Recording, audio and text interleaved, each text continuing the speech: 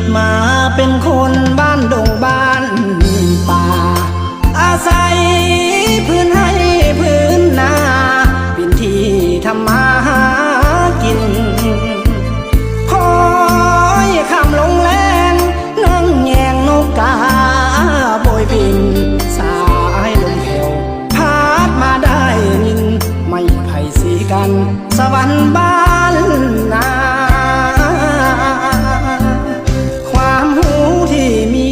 บุกที่ก็ต่ำทำนาการด่างดำเงินคำบ่มีดอกนาสาวใดจะสนคนบ่มีปริญญาหนุ่มผ้าแพรผ้าขมาบ่ได้ดูลาเหมือนคนเมืองใหญ่โทรศัพท์ก็ใส่รุ่น030เก่าอย่างหุ่นแต่เฮาก็แสนภูมิใจ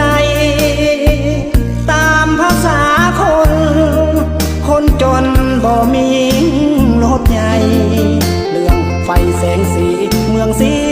วิไลบ่เคยได้ไปบ่เคยพบพาแต่คนบ้านนอกบ่คิด